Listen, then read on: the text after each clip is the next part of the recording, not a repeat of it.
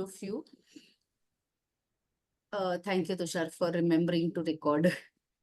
And we just wanted to share that this green part on my right, but y'all is my vision board that I had created. And I created it just one day before the vision board talk. And four out of all these things have already manifested themselves. And I feel very honored. I feel very privileged. I feel very happy about this. Uh, and I was wondering, in Italy, I had been to Italy to be a guest at a wellness center. So I was invited as a guest. I went there for the first week. I was a guest. The second week, I was empaneled as a therapist. So good news is that I will be traveling to Italy 4 times in the year. And 4 months in the year, I would be in Italy. So that would be March, April, and definitely October, November. And one of the things that I had requested on my vision board, I'm going to take you closer to this spa experience almost every day. Then, of course, the aesthetics. If you see this part, these are sense of nature. I had brought in nature out here. Here, this already manifested for me because I can see that there is a lot of nature and beautiful flowers and amazing stuff that is happening in that place. So this three of these things, the international travel, the spa experiences, natural beauty or staying connected to nature. Another thing is this is knowledge. This part of me has started to grow because I'm meeting a lot of therapists who are into alternative healing modalities and alternative aspects of healing. And I meet them and I get to understand different aspects. So my knowledge base is also increasing. And of course, a lot of gratitude I feel this gratitude in every cell of my body. So I'm lucky that within 2 months of creating this vision board, I already have 4 or 5 things that have started to manifest for me. And the idea behind sharing this, and it got me thinking.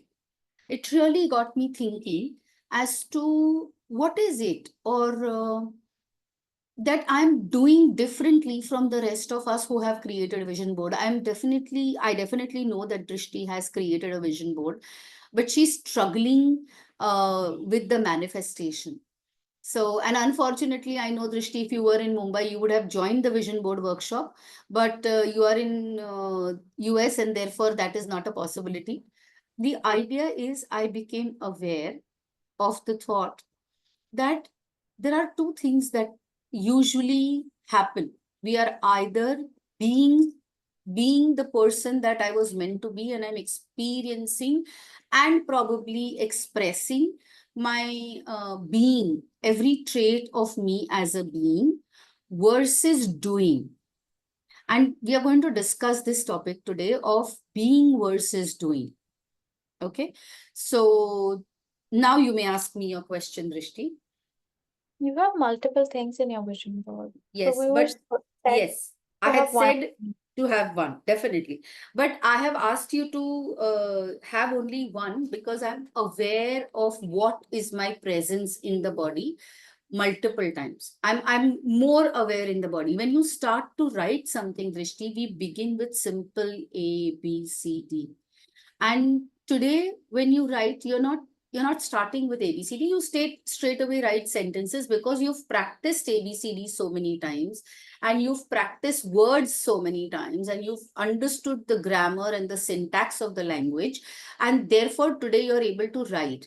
Probably what I am doing is I have understood the ABC of the vision board. I've understood what goes into the vision board. Then, of course, I understand the science of the manifestation. I'm able to combine these two aspects with a lot of self-awareness. And therefore, now I have multiple things, and I understand that if I do things in a certain way, then probably my manifestations are going to be faster. So probably we are on different steps on the of accomplishing the vision board. So because I have, my vision board has multiple things, and I'm not concentrating on the vision board, it's there, right there, focused what I want, but my actions, my thoughts, my emotions are all aligned to the vision board, and therefore the manifestation becomes faster. When you're not practiced, then it's good to start with one, right? Make sense, Drishti? Yeah. Great. So lovely. Welcome back. So today I'm going to share something with you, and I would like an interaction on this because I would really want to understand that you have an understanding of the being versus the doing. Now, usually what happens is, as soon as we are born as children, we are born whole and complete, and we have a million possibilities of who we can be. And when we are in that possibility, conditioning slowly begins to happen. How does conditioning begin for us? It begins with the word no. The first word no introduced to us as babies is the condition that says, no, we don't accept this part of you. And for a child, because cognition is limited, because the thinking and the emotions and everything are limited, children begin to live in either I can do this or you can't do this. There are no gray shades for a child, right? So when a mother shouts at you for doing something, and if the mother is a very significant part of your life, then you are going to drop doing whatever you're doing, and you become what the mother wants you to be. You want to become the good boy, the good girl. But when you are, you don't realize that your mother is not asking you to change a part of you. She's just saying this aspect of what you are doing in your environment is not okay, because we don't explain it to our children in that many ways. So what is happening is, we begin to believe that, yeah, if this is not who my mother accepts, then let me become who my mother wants me to be. And therefore you get into a doing mode. You are doing what you are pleasing your mother, so that you do not lose the essence of being who you are, who you lose the essence of who you are. And you do not want the wrath, or you do not want your mother to disown you, or to be angry with you, or to be upset with you, and therefore you start being this person. And initially it comes out of wanting acceptance from the mother and the father and the neighbors, significant others, because our logical thinking has not developed, and we are social beings, and therefore we want these things to be, we want ourselves to be accepted, and we begin to slowly become people who will accept us by the society. But in this whole process, we are losing bits and pieces of us. Like, for example, if I'm putting my finger into a pin plug, and suddenly my mother gets very angry and she slaps me, I feel very upset and annoyed. I'm very shocked and surprised at this. So, what my limited thinking in that time says, you cannot be creative, you cannot be explorative or curious. You have to do what your mother says. So, what I do, maybe I drop my curiosity and I pick up becoming a pleaser. Now that has happened to me in the childhood. However, we slowly begin to have similar experiences. And in these similar experiences, we realize that my mother, maybe my grandmother, maybe an authority figure in a female version of an authority figure, we start to use principles of generalization and discrimination to see where I need to fit in this new conditioning.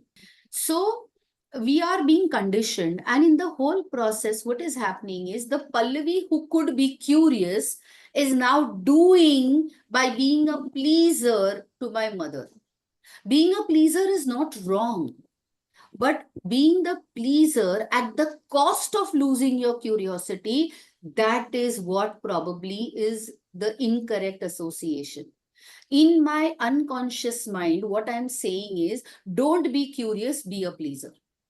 I can be curious, and I also can be the pleaser.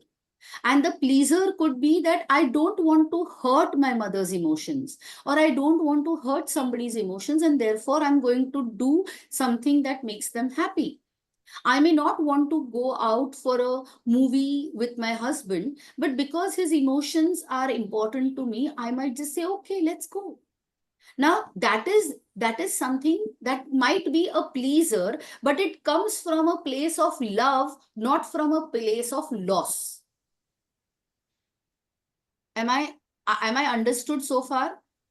I Yes, yes. Yes. I Okay. think what I'm understanding is like you create limiting beliefs Yes. that Yes. We I all, I don't create limiting beliefs. Drishti, you create limiting beliefs. Speak for yourself. I create limiting beliefs saying that I cannot be curious because I have to please my mother. Correct. So what you do is you're losing a curious part of you to become this, and eventually you get frustrated. All of us get frustrated because not every time there must be curiosity. There must be a part of me that wants to explore, but I'm suppressing her, and only the pleaser comes out. So wherever I need to be curious, the pleaser comes out and says, no, if it is again, remember, it's not like I'm never curious in my life because of the conditioning. But every time I have a curiosity which pops up in when I see a female authoritative figure, then even if the curiosity pops up, I will suppress it because now I have generalized and discriminated, generalized in a way that every female authority figure is now deserving a pleaser attitude from me. That is generalization. The discrimination is, initially it was somebody who loves for me and cares for me, but not everyone who loves for me and cares for me is asking me to be a pleaser. So that is discriminating, and the reinforcing, or the part which will expect me to be a pleaser, or the learned part of me that has learned that I will be a pleaser, is slowly diminished, and therefore my curiosity goes down, my pleaser comes up automatically, because we all seek validation. All of us seek validation because we are herd animals. We are a social animal. We live in a group. We don't survive alone. So because we are social animals, because we are herd animals, we learn to drop something and be something. Is it clear? Now, when we are talking of the being, you can be anyone who you want. Now, what happens in a situation is, because we learned our conditioning so well, we've done these things so well, what happens in this situation is that whenever an environment triggers an female authoritative figure, as per the example I've given you, then without thinking, without processing, instantly my pleaser comes up if I'm seeking validation. And look how it has generalized, because initially it was only my mother, then it became my teacher who shouted at me for something, but I wanted her validation. Then you go into a group and there are other children, and one of the child you may have a crush on, and then she starts to say, oh, if you don't do this, then I don't like you. Then dominates, then automatically the curiosity goes down and it generalizes to your girlfriend or a prospective crush, not a girlfriend also, because at 7, 8, 9, you have a crush, you don't even understand the idea of a girlfriend, but you want acceptance from a certain person.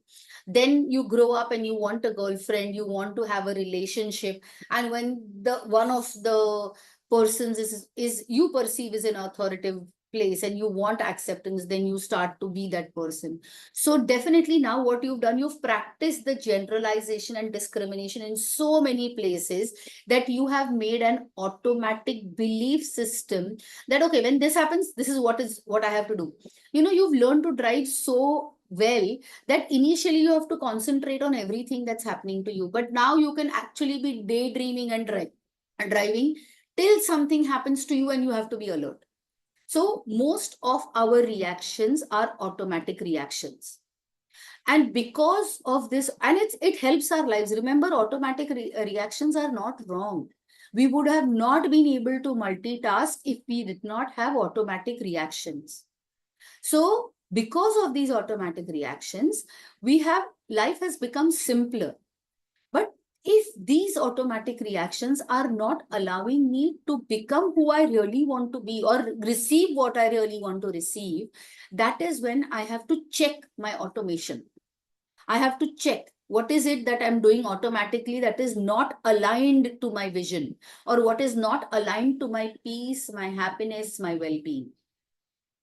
Okay, so now what happens in this situation is, when we are looking at a manifestation, we have to understand what is it that I am being when I'm trying to manifest something. And is this aligned to my true self? Because manifestations will happen when you are aligned to your true selves. You will allow life to happen to you. You will find joy and peace in life only when you allow manifestations to happen to you on uh, the being. Manifestations will not happen to the doing. What the doing does is practices free will to achieve what he wants to do. The no, I know. Wait, I will come back. And the being, if you're just being, universe will show, because you then become a channel of receiving. Because you are true to yourselves. There are no blocks of I should not be this, I cannot do this, I will never be able to achieve this. If these blocks are not there in your being, that is your thought, your emotion, your sensation, and therefore your action. So your thought, emotion, energy, and therefore your physical reality. Everything that begins with us begins with a thought. When it begins with a thought, then we put a lot of emotion to it. What is the emotion? I want something to become my reality, or I don't want something to become my reality. When you are sailing in these two aspects of life, then you will choose one of this, because then you are perceiving or you are foreseeing the outcome of something becoming a reality. So then if you are perceiving a negative outcome, you don't want it to be true. If you are perceiving a positive outcome, then you want it to be true. When you do that, you begin to put your energy into it. And what is energy? Energy is your being. You're thinking about it. You're seeing, okay, what are the possibilities of making this real? Where do I need to pick up my resources? Where will my resources come from? That is the energy that you are investing in that manifestation. And then that will slowly become your reality. When you put energy into something, it slowly becomes your reality. And then it is a manifestation. Does that make it a little more clearer to you, Drishti? Okay.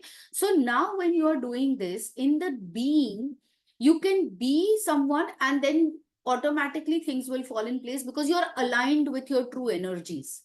When you are doing out of free will, you don't have to be this for now. Suppose the pleaser is going on and the pleaser keeps going, but I'm curious about something. Then the energy that I'm putting in is, hey, mama, can I please go? I'm very curious about that concert. And mama will say no. And because you have put her in that place of on a pedestal where she has the ability to say no to you. So what is the pleaser doing? You're pleading and pleading and pleading, where this person has the authority to then give you permission to be curious. And then you explore your curiosity, but it is only a one-time thing. When you manifest things out of your free will, then you have to work through a lot of blocks. You have to invest so much more energy and understand we are limited beings. We were born with a certain amount of energy. Energy cannot be created, cannot be destroyed. Physics ka formula, Drishti and Rohit will say that. Even I think basics, when we learned in our basic science chapters, we know in physics, energy cannot be created, it only can be converted. Energy is limited. So you cannot create it. Also, energy moves from high point to low point. It doesn't move the other way around. You don't see energy anything, no, that is physics ka law, gravitational pull from high to low. Are say yes or no? No. Yes, yes. Yes. Huh. Yes, Drishti yes. has a thank you. Drishti has a question. Can it wait for some time, Drishti? Okay. So energy moves from a high point to low point. Energy also transforms itself. So if I need kinetic energy, if I need physical energy, if I need any other form of energy, you can convert it from one to another. And therefore it will be used. And of course, energy is lost in the conversion. These are basic physics formulas. So understand that when you are working from free will, and you are doing something to achieve something, you have to put in more energy in as a doer and less. Hello, Sushim. You have more energy as a doer versus the being. You have to invest less energy in the being because you are aligned. The doer has multiple blocks in their channel, which you have to work with to manifest what you really want to manifest. Now, let's understand what is the concept of the being versus the doing. The doer is an adapted version of us. The being is the born version of us. Does that make sense? We were born with a certain amount of traits, a certain amount of emotions. We knew exactly how we were going to interlink or how we were going to mix up things enough so that an output is good. But in conditioning, because we were seeking validation from the external environment, we could not do this. Okay. And therefore, the being got suppressed and the doing got working.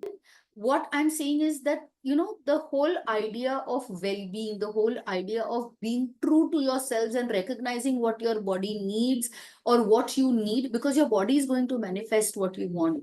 And if you don't take care of your body and if you don't really value this temple, this body is a temple in which your thoughts, your soul, your emotions, and your sensations reside. Why do you want to dishonor a temple? Is my thought. And that awareness has actually multiplied so much or has magnified so much that it actually gave me a huge sense of relief, because now I don't have to control so many things in life. Life is happening to me in automated mode. It's happening automatically. Does that make sense? So what you eat, and again, when I'm saying in the whole aspect of being, there are many things that go into it. So one is what you put in the body in the form of nutrition, because that is going to fuel your body. That is going to tell you what is it, the output. The input will have to be the output will be in accordance to the input. What you put in the body will be defined, what will be the output will be defined by what you put in the body. If you are going to put, let's say what you are putting into the body is the petrol, is the fuel for the body. If this fuel is corrupted, the output is also going to be corrupted. Okay. Now, and what is the corruption? There are very few changes that you have to make in your diet, is what I have understood. That you have to you have to actually cut down on sugars completely, because nature has offered us natural sugar in multiple ways. There are various ways in which you can get, there are fruits which are rich in sugar. Eat them, that's natural and good for your body. There are natural sweetener. So exclude all refined stuff. Oil, try and have cold pressed oils. In when I was younger, I'm sure RP would also agree to this. And people who were born in my generation would agree that the oils were usually cold pressed in the earlier Yes, times. true. And then suddenly this refined culture came in and we started to buy refined oil. And now the researchers are saying that refined oil is unhealthy for you. Go back to cold presses. What was otherwise a natural lifestyle for all of us, we've changed that because it was industrialization and a lot of industries coming in, and therefore to support those industries, a lot of rules and a lot of marketing happened, and we are a product of marketing, aren't we? We were sold things in the name of health. Don't we buy our so many things because we were marketed a certain product? We believe in so many products because we were told that this is good for you and this is not good for you. Understand, I'm not saying stop doing it. I'm just saying do such things very mindfully, because that is keeping your true essence. Don't put fuel. You know what is happening with most of us in the being versus the doing? We have started to give least importance to our body. We don't really take too much care about our body. And so what is happening is we keep eating and drinking and everything, and every day has to be a party. Things that were party were actually supposed to be a celebration of something that you have achieved. Today, it has become a routine thing. Weekly party, we have to go for a party, we have to go out to pubs, we have to do this. It has become a routine. What otherwise was a celebration, Aarti again will agree with this, like during Diwali, most of us make sweets and savories, but they were valued. How much we waited for laddu, chakli, karanji in Diwali True. because it was available only at that time. And once that True. season is over, we come back to pale bhaji, pitla, and bhakri. True. And We never get to get in between. exactly, it was not like a middle thing ki okay, jao dukan mein kharido aur leke aao. And therefore, these things had a seasonal impact and value and importance. Today, when we eat the same savories, it's not as exciting as it used to be in the childhood. We would wait to eat farar, the sweets and savories that were always served to us during Diwali. Today, when it is there, it is more of a formality that because we have been doing it for so many years, let's just do it now. How many of us actually relish the laddu and say, that was so nice. Oh my God, it was so heavenly. Please I'm don't. sure Drishti will agree because she doesn't get it there. So when she comes here and she gets it here, she will realize that, yes, I value it because I get it now. I Please realize, give it to me. I haven't yeah. had a laddu in like a year and a half. Don't I worry. can imagine. I can imagine because when I speak about this to my son who lives in Australia, he also says, Mama, don't stop. Even something basic that I have cooked at home, when I say we've cooked this, he's like drooling. When we send pictures of family lunches and dinners, he's like, don't send me food pictures because I don't get it and I miss it so much. So because you have disciplined, forced discipline, I think for Drishti or even my son, it is forced discipline because they don't get it at all. But when you are disciplined, you set yourselves free. Understand, discipline doesn't bind you of something, it actually sets you free. Because that means you are investing your energy and time in something to achieve because you've disciplined your life. Your discipline can help you in automation, and then your mental energy is free to do or invest what you want to invest it in. And we are not eating out of voids, we are not fueling our body out of voids. So things that actually fuel your body and keep it healthy. You have regular maintenance of your car, yes or no? If you have a vehicle, you have to put it for regular maintenance. What is the regular maintenance of our body? Exercising, good food, good rest are the three basic things that are going to keep your body going. And regular assessment of the body, that means scanning your body. Fasting, I'm coming to fasting. Wait, Tushar. Now, when you have a vehicle, do you take it out 24/7, 365 days? We do allow it to rest in the night. So the rest in the night or some time in the day when the car rests, that is when it is sleeping. That's equivalent to the sleeping that you and I do in the night. Because then the car is ready to take you back again on your journey. And you come back and you rest. Even when we go on long trips, don't we rest our cars? Don't we rest ourselves?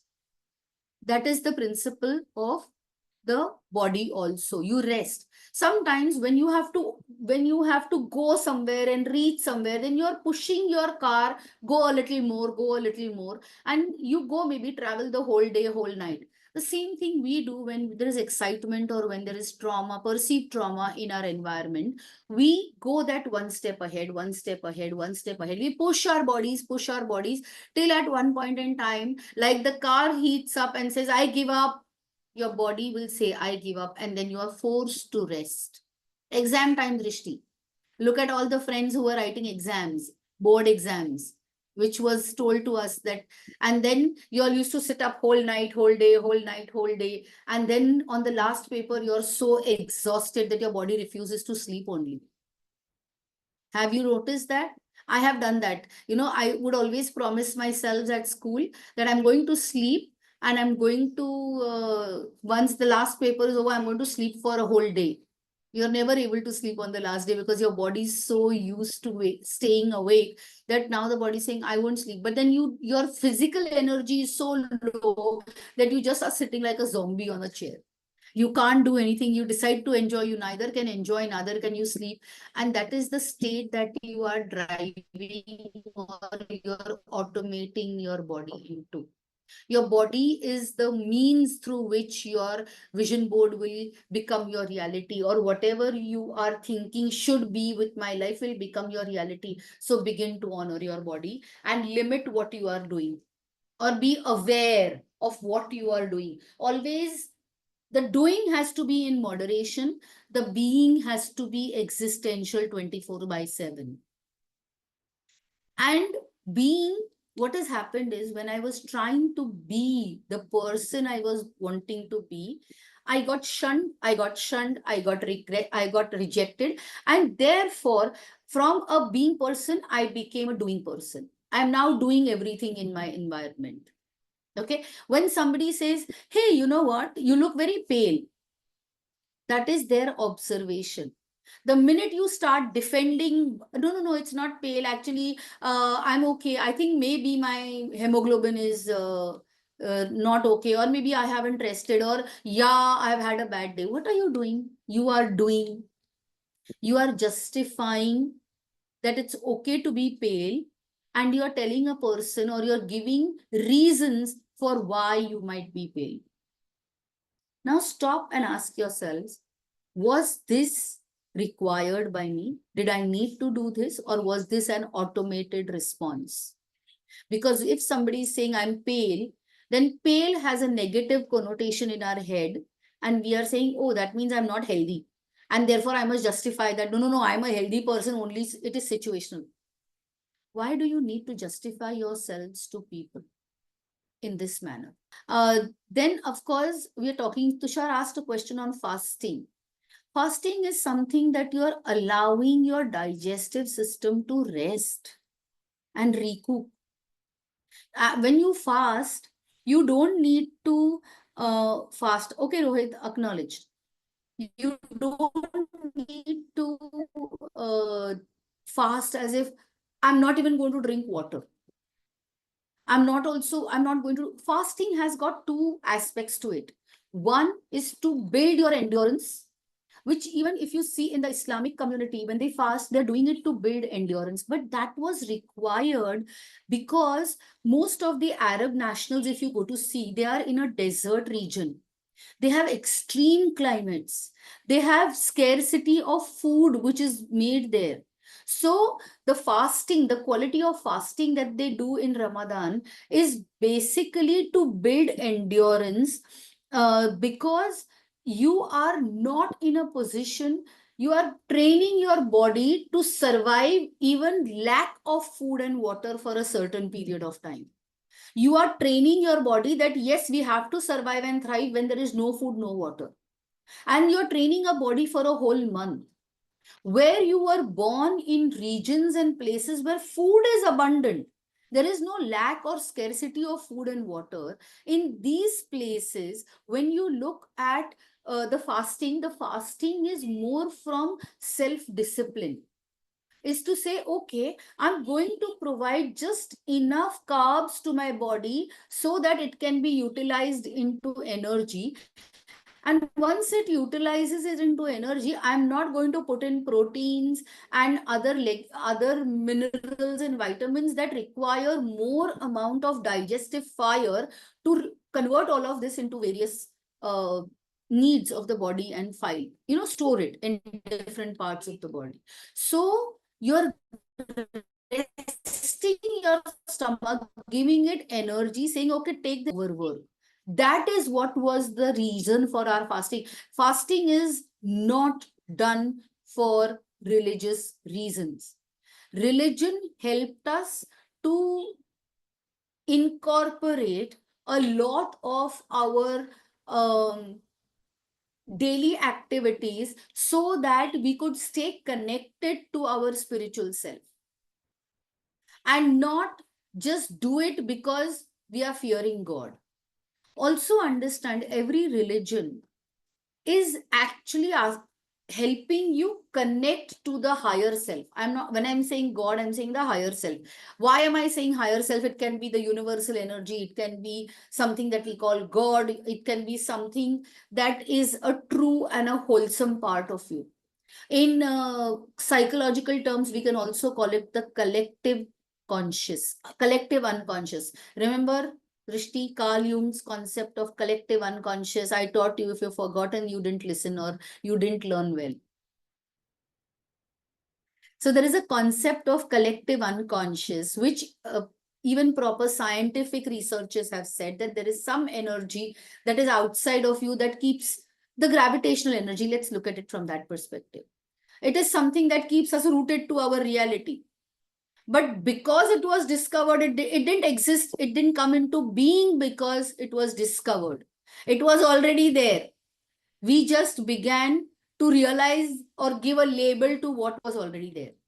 You know, something that I learned in my trip these times, the difference between Eastern philosophy and the Western philosophy is that Eastern philosophy believes that everything is already there in existence. As human beings research, they are able to label that aspect of research and say, ah, this is what I will call it. So you're creating awareness through research of what already is. You're not discovering anything. Again, let's say if you're discovering anything, it is also that it is there and you found it. What is discovering? It was there and you found it. What is research? You are researching. That means something is already there and you are researching it. Because you, what do you search for? Something that is not found or something that you know is there and you are trying to find it. Am I making sense? Why the vision board, or why are we even talking of manifesting? What is infestation? Is to multiply. Infestation is you have something and then it starts to multiply. Multiplying what you have is manifestation. So abundance is already there. You are only multiplying and putting your energies in that abundance to make it your reality. It is there in thought. It is there in your energy because you are wanting it. So in your emotion, it is already there.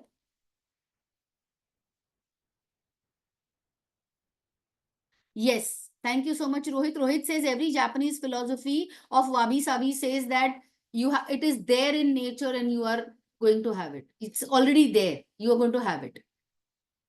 So Japanese philosophy is very close to embracing the spiritual self. That means they encourage the being. The difference between the Eastern and the Western philosophical way of being is the Eastern culture encourages we-centric nature of us existing. That means it says stay in a group, stay in a herd. So the me is defined in the culture in which you are born. So the idea that we are trying to share here is that the more I am being, the less taxing it is going to be for me. Again, in this whole process, how do you distinguish between whether I'm being or doing? No questions about this, being or doing? How do I know whether That's a I'm big being or question. doing? Sorry? That's a big question because you said that if you put energy into something, either doing it or Being it. you said being it, you said if you're being, you are putting energy into something, which is easier because you're closer to yourself. Correct. Then if I'm putting, If you put energy in the being, I love you too, baby. I love you too. so if So you're putting energy, then it is kind of doing, na? Like I get up every day. okay, give me an example. Okay, I want a job. So I'm getting up every day to put applications. I want a job. I want a job. Okay. So I want a job is a thought. Then what are you doing about it? Why do you want a job? Because I want to be financially independent. That means you're not financially independent. Wait, please go. That means you're not financially independent. What do you usually want? Something that we lack. Do we want, am I saying, oh, please give me fresh air. Please give me fresh air. Please give me oxygen. give me oxygen. Am I saying that? No. No, because you know it's available in abundance. So what you already have in abundance, you don't want. You don't ask for it. You have assumed that it's already there. You always want something that you lack or you perceive is in lack. Okay. But if I'm going to get up in the morning and say I was tired and I look at my watch and I say, oh shit, it is 6 o'clock and I haven't gotten up and I haven't done anything. Come on, come on, come on, come on, do things. Now this I am in the doing. The being says, okay, I did not wake up in time and that was my irresponsibility. I was irresponsible. I was not able to get up in time. And probably I needed that extra 15 minutes, 1 hour, 2 hours of sleep that I had planned. And my body just took that rest. I'm going to be more productive in the day because I'm well rested. And then you put in your energy, say, okay, I'm going to the washroom, I'm going to finish my daily chores. Once that is done, I'm going to sit and put in my applications. Now you are the being. But when you say, oh my God, I'm not done, and then I'm going to brush my teeth, I'm going to do this, I'm going to start putting in my applications. Now what you are doing, you are now in the doing mode because you have labeled yourselves as irresponsible for waking up in time. And now you are in the loop of doing. You're not the being. Who is Rishti being? Is she being responsible or is she being irresponsible? I mean, I think I'm being responsible. You are irresponsible. So you have to say, I was responsible. I was irresponsible. I did not wake up. But after that, the loop that happens is a consequence of the label that you accept that, okay, I am irresponsible. And then you go into the doing phase. Then you've lost track of the being. If you say, okay, I was irresponsible for that moment, but now let me be present enough, let me brush my teeth mindfully, let me finish my bath mindfully, let me finish my daily chores mindfully, let me sip my coffee, because that is going to put in a little more energy in my body. And then, okay, now let me center myself and let me start putting in my applications. Tushar, wait. I know, I recognize your hand is up. And Rohit, I will answer your question also. So Drishti, have you understood the difference between doing? Doing comes from, I don't want to be this, I don't want to be this, and therefore I'm doing something in a hurry. At the same time, if I acknowledge that, yes, I have been irresponsible, now let me be responsible for what happens from this moment onwards. Isn't that a possibility of being? No, of course, I understand that. But like sometimes when people want to manifest something, No, again, say it's yourselves, don't say okay, people. sometimes when Because I hmm, want to manifest things, it's because again I don't have it. correct. My mind tells me, yeah, I don't have it. Instead of saying I don't have it, say I don't perceive it as yet. So Don't it's have it very is a hard. lie. Yeah, I mean, it's there in the consciousness. It's not there in my So, consciousness. no, it's not there in your awareness. It's there in your consciousness. It's not in your awareness. You can't see the crochet on your back. Yes. But Huh. if you If are, okay, I, it's like if I hmm, am in a money crunch, or if I might have to leave the country, or if I will not okay, be able stop, to afford stop, my next stop, meal, stop, then stop. how Now, would you now, be? now, Drishti, you're in a doing mode. Yeah. Because, no, the conversation that you and I are having is in a doing mode. I'll tell you why. Because one, you acknowledge that I am not abundant. Now, people, sorry to say this, but this is something that I wouldn't have wanted to pick up Drishti's example. Is it okay, Drishti, to talk about this example? I'm not Yeah, going to yeah. talk about anything Yeah. personal.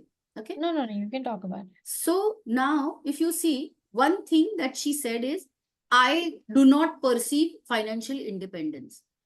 And that was enough for her to acknowledge. What happened is she went into a loop. So when I don't have financial independence, then I won't have a visa. If I don't have a visa, I may have to leave the country. I may have to leave the country and then this. So she's already functioning from the fear of what will happen if I don't get what I'm wanting. Now, what are you putting your energy into? Are you putting your energy into getting what you want, or you're putting your energy into the fear of what if I don't have? The fear. And will you manifest out of fear? No. Will you manifest out of trust? Yeah. That is what I'm saying is the difference between doing and being. When I'm saying that, okay, I haven't invested or I haven't investigated my abundance as yet, let me see, okay, I am abundant. So where is it that I have to look for to feel this abundance? Am I putting any conditions for this abundance to become my reality? Often we do put conditions to our reality. We are often putting conditions in our reality to how I will manifest this abundance. You are saying I will feel abundant when, and then conditions apply. Have you ever thought, I'll tell you a joke. I just heard this joke a few days ago and it really impressed me.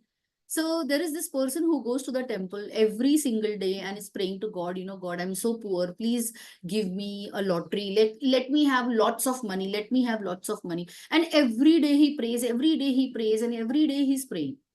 And then he one day is so frustrated, he tells God, I don't think you even exist, God. I don't believe in you. I don't believe in your concept. Okay, maybe here you go. Go inside there. Get down and go there. So what happens is that that man is so upset with God that he's saying, I see so many people who don't even come here regularly, but when I look at them, they are so abundant, they're so full of life that they are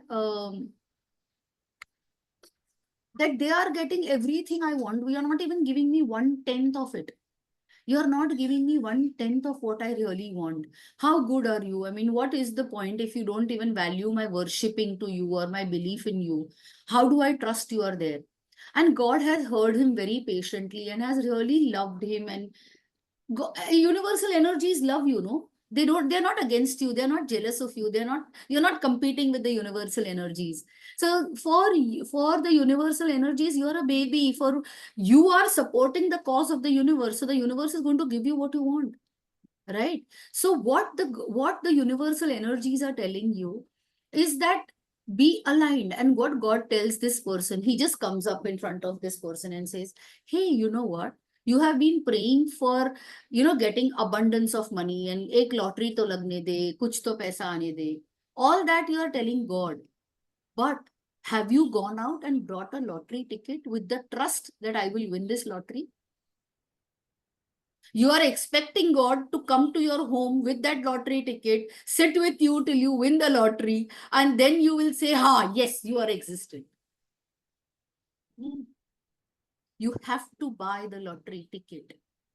If you are aligned to it, you have to be that person. Already be abundant. Already feel the abundance, because you will attract. That is the seed you are sowing in your consciousness or in your unconscious, which will then reap and will grow in your aware consciousness. But if you are going to energize, remember, whatever you energize will become your reality. If you are fueling fear, fear will multiply. If you are fueling trust, trust will multiply. If there is an iota of doubt in your fear, it will multiply. I'll tell you another example, another story that I heard. So there was this How do you man. eliminate doubt? Eliminate doubt. What is doubt? Tell me. The question of that it's not going to happen, or the question that I'm not good enough, or a question. Is that a reality or is that a fear? A fear. Then if you're going to fuel fear, will it become your reality? No. Question. And Drishti, if I may say this, you go through interview processes and then you are rejected. Yeah. And you go through the processes. So it's not about ability. It is about self-doubt being fed. So how do you I don't understand, how do you eliminate it? You have to just say, okay, it didn't happen now. And there is again a tomorrow. And it's again a tomorrow. And trust it. Why bring in the fact, or even if you bring in the factor of fear, it's not wrong. Bringing in the factor of fear is not wrong. But can it be momentary? Because fear helps you to survive, people. Please understand, I'm not saying fear is wrong. I'm not saying become fearless. but understand where do I need to be fearful. And if I'm wanting something and wanting something and wanting something so strongly, and if it is not happening, probably, a child wants to play with a knife. Will you allow it? The child is manifesting and manifesting. I want to play with it. I want to play with it. I want to play with it. I want to play with it. Will you allow the child to play with it? No. So what do you do as a parent? You take away that knife from the child. And the child will cry, howl. But then is it not for the child's safety? So sometimes when you are wanting to manifest and it doesn't become your reality, probably that is not the way to be. Also, ask yourselves, am I wanting something or am I manifesting my abundance? Have I labeled what abundance means to me? And what are my conditions? मेरे neighbor के पास 500 करोड़ है, तो let me have 501 crores. Because I think 500 crores is rich and therefore 501 crores is richer. If these are conditions in your thought of manifestations, you are not going to manifest. You can speak, or you can, when you are meditating, you can say, look, I know I'm capable of so much more. However, for now, let me have this, experience this, let me learn how to utilize this much, and then I'll ask you for more. And then I'll ask you for more. And then I'll ask you for more. That is how abundance grows. Like your first question when you asked me when we started this talk, you asked me, ma'am, you asked everyone to have only one thing on the vision board. You have so many things. Why? Because I have learned the art of manifestation and I'm getting it. So now I'm asking for more. Makes sense? And I'm willing to wait for this manifestation. My timeline is not 3 months. My timeline is not 4 months. Does that make sense? Does that also answer your question of doubt and fear? Yeah. Okay. Now to answer Rohit's question about the Eastern philosophy and the Western philosophy, the Westerners have a very fixed I and everything around them. If you remember the macro system from the Exner, please look it up on Google, people. The exosystem and the mesosystem and the chronological growth of how we grow chronologically. Just remember from the self that we had learned in personality. So my immediate family, my family's immediate relatives, they become my second layer of influential characters. Then the people who are surrounded by these people become my exosystem. And then, of course, the culture in which I am born and the timeline in which I am born. All of these play a very important, significant role that defines the me in every situation. So in the Western culture, it is I and then the others. In the Eastern philosophy, the I itself is very variable. The I is me and then my family. Sometimes it's my family versus your family. It is my society versus your society. Then it is my city versus your city. Look at the comparisons that we draw. We Mumbaikars, you Punekars, you Nagpurkars. And then, oh, we Indians and you foreigners. Look at that distinction. And then we earthlings and you aliens. Look at how the I gets differentiated with the concepts differentiating. And that is a part of the way we were brought up, the way we were taught the importance of self. As a child, we were told, as children in school, we teach our children respect others. And what does it mean to respect? We are told not to back answer. But at the same time, we were not told the difference between questioning your curiosity versus back answering. We were told, don't question when adults tell you to do something, just do it. And therefore, we are teaching our children to obey and not to do things in a rational manner or not keep their self-worth. The self-worth gets destroyed every time. Because a child tries to bring in a viewpoint in a conversation and parents say, to gappa bas, do paise ki akkal hai nahi tujhe. And the poor child who wants to actually explore whether his viewpoint is correct or not correct, it shuts down because I'm not worthy of asking a question. And see how we then begin to limit our children. And therefore, we are children who were born from limitations. Whoever we are because we were limited. We were taught not to trust ourselves. And only if somebody validates us, we are trustworthy. If somebody does not validate us, we are useless. And we are dependent on our own, we are dependent on others to tell us how worthy we are. And at the same time, see how difficult it is to accept a compliment. When somebody says, hey, you know what, that orange that you are wearing, Pallavi, is so nice, it makes you look good. Or Pallavi, don't wear this orange, it makes you look dull, it doesn't bring out your personality. And what is Pallavi's immediate reaction? No, no, no, I don't actually like this orange, I'm just wearing it for now because it was convenient. Or if you say it's nice and it suits your color, oh, this, no big deal, actually it's a very old cloth. Who said you're wearing new clothes? Am I saying that? I'm just giving you a compliment that please wear this orange because it looks nice on you. So say thank you and accept the compliment. But then we are so awkward. We are so awkward with the compliment that we feel an immediate need to return the compliment. Oh yeah, have you, you're also looking very impressive. So have you done something to your face? Have you done something to your hair? That we have to give a return compliment immediately. Udhar mat rakho. Compliment ko bhi udhar mat rakho. Isn't that a value system? Yes, Drishti, please leave. We are almost done. I know it's 10 minutes past our talk. So I am going to close the talk right now. We've done enough of talking about being versus doing. If you have any questions about the being versus doing, you can put it up on the group and I will definitely answer those questions for all of you present. But at the same time, it's going to be an ongoing process of being versus doing. Ask yourselves, am I being or doing? With such great thoughts, thank you so much for listening to me.